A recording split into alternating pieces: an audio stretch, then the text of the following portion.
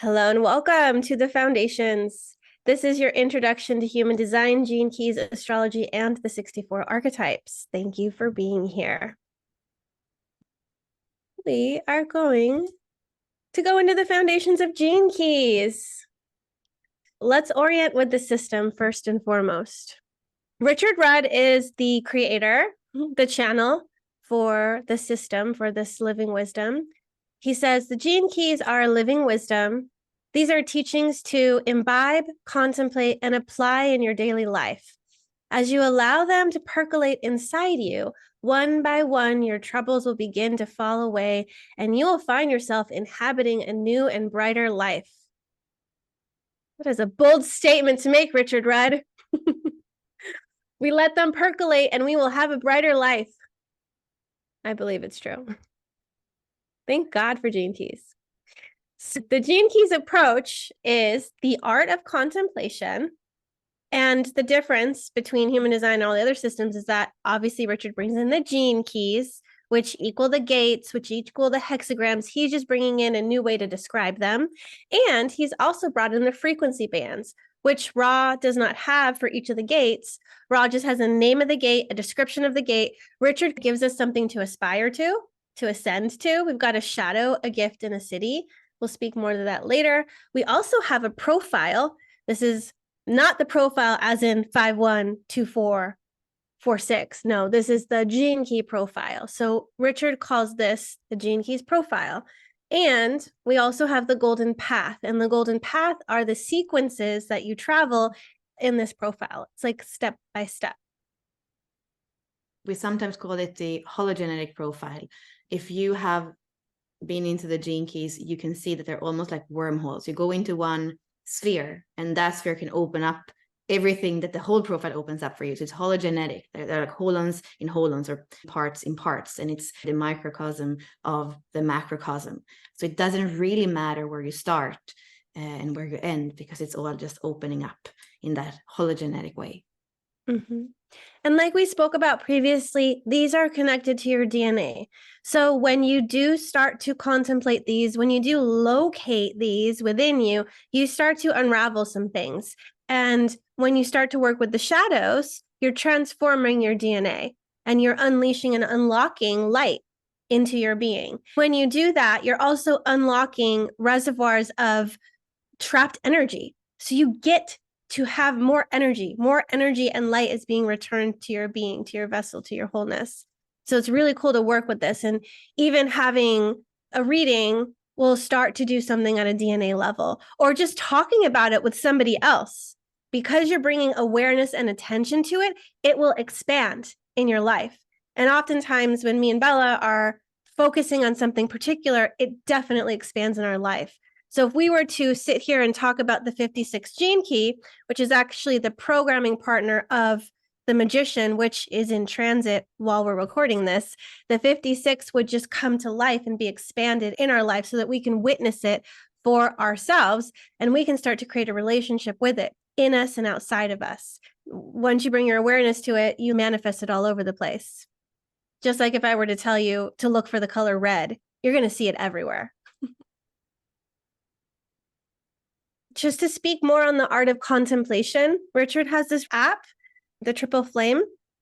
It is going to help you with cultivating peace, pausing, silence, and just giving those open spaces allows for things to land or drop in. When you give yourself space and pause, there's a lot of miracles and magic that can happen. You download this app in the App Store and you can set it up to come every hour, or you can decide what time you want a notification to come on your phone to tell you, oh, it's time to pause. And there's either a guided meditation or music or silence. So you can decide how you want to spend that pause. The Gene Keys values. So this comes from the Gene Keys website. Richard believes that contemplation, inquiry, gentleness, and patience is important as you are traveling along your journey with the Gene Keys. And when we talk about contemplation, We are kind of in between concentration and meditation. I'm so sorry. It was Aurora. My daughter had dental surgery today, was under anesthesia, and she is just not having a good time right now. So apologies. Send her some love. My little 4/6 reflector. She needs her mommy. Okay, it's okay.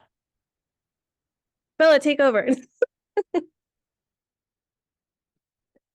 Yeah, you spoke to contemplation, and to me, contemplation and inquiry go into each other, because when I feel into inquiry, it feels alive for me, and contemplation feels more silent and still, and in some way closer to meditation. So I like to bring in inquiry that feels creative. I believe it's important to think about contemplation as something that can be mental, but also something that can be emotional and that can be physical. And often for me, the physical contemplation of scanning the body and feeling into the senses is what really allows me to come deeper into the contemplation that also gives me insights of what's there as I'm going into my gene keys. And then Richard has patience as his purpose sphere in the gift frequency. So he brings in that patience, and he has had us all have a lot of patience when it comes, for example, to when he's bringing things to the world. So still we know the fourth sequence in the hologenetic profile is not out there for everyone. It's mapped, it's been studied for 8 years with ambassadors and the people that are with him for a long time, but it's not out there because in some way he feels that we need to start with the foundations, as we're doing today. And he is bringing in that aspect of patience. And many times when I have wondered, why isn't human design out there? Why aren't your books out there in human design? Well, I had to wait to the last few years for Richard to actually publish the books on human design. So it's coming if we have the patience. For me, sometimes there has been impatience.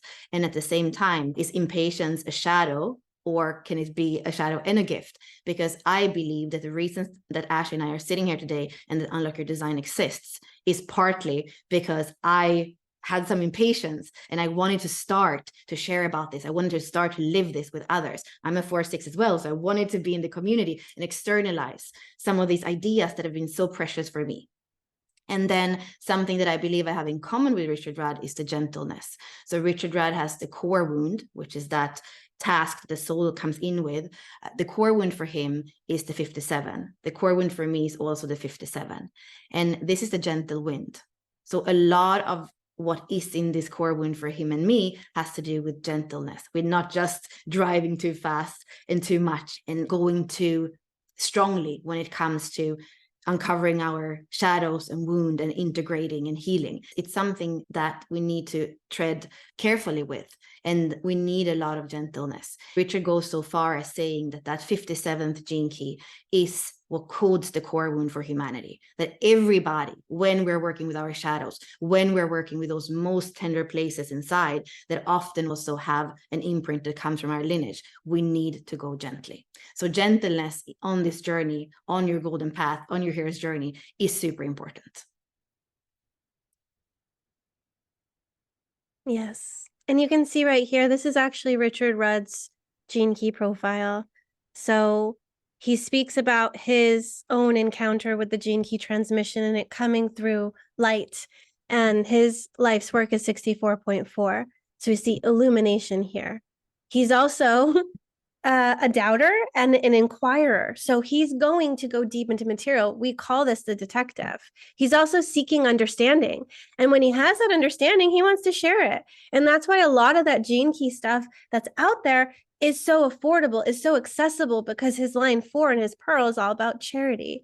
And he is an amazing storyteller, right? You guys have read his poetic transmissions, and the 56, which we call the comedian or the entertainer, that is his SQ.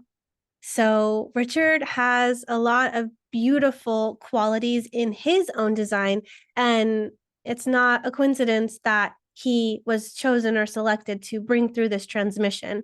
And I do wholeheartedly believe that each of us carry our own transmission, and it's just about orienting and connecting with that so that you can bring it to the throat, so that you can bring it to expression. And the more that you know yourself, the more you can get into that alignment with the flow in your center pillar that's going to bring what's deep inside of you and externalize it. And in that, you radiate your light, you share your life, you share your gifts with others. And so the whole purpose of beginning with the Gene Keys journey is to unlock your genius, is to bind and connect to and connect with those innate gifts and talents that you have inside of you, and then liberate them, share them.